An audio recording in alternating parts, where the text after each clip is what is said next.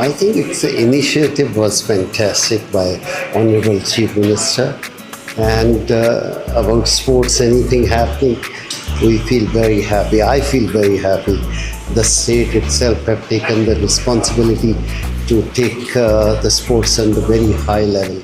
Using the power of sport for the development of the state, not just producing elite athletes, but more so from a community perspective as well. And for me, that was really, really important because that really is the base and foundation of elite sport, community sport.